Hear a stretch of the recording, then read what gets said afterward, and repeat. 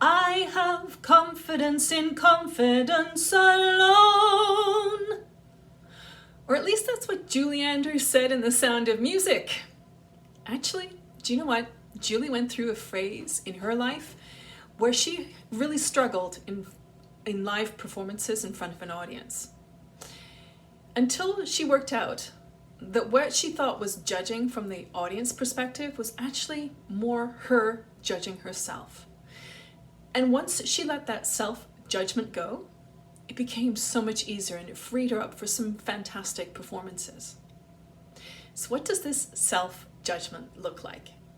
Well, it's those voices that we hear inside our head just before we go on stage. We have to be really careful about what messages we're giving ourselves on a day-to-day basis, because that all adds up and creates this story that we tell ourselves that can really get in the way of feeling confident on stage. If we go around thinking about how awful things are or how bad this was and how bad that was when we think of our performances, then really all we're doing is reinforcing those negative responses to our music. If, on the other hand, we go around thinking, actually, that part was really good. I really enjoyed this bit. I don't want to blow my own horn, but that bit was terrific. So those kind of messages that we give ourselves is a much better and healthier one for us as performers. If we go on stage thinking about all the good things that we do and how wonderful we can do our performance and how marvelous it is to just be there and share this experience with everybody in the audience, then that's a whole different set of messaging. But that little guy, that little devil that sits on your shoulder and whispers those messages about how this is not good and that really this is not where you want to be, well, we've got to shut him up. We've got to concentrate and focus on those good things.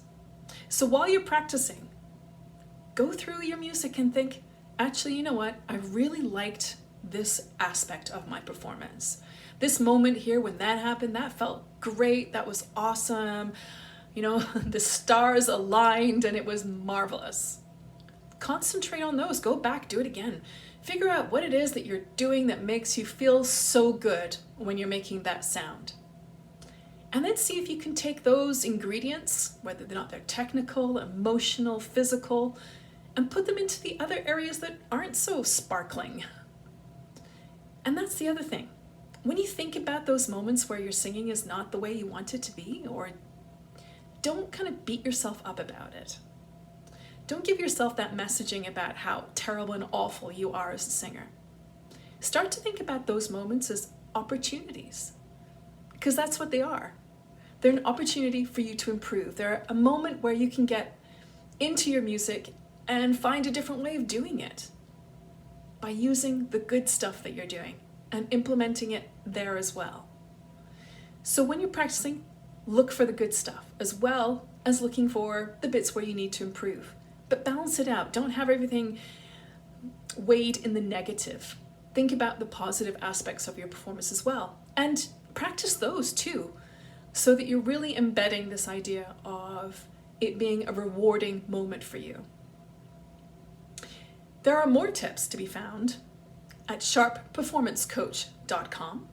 You're welcome to subscribe to this channel for more. And I wish you all the very best of luck in your next performance.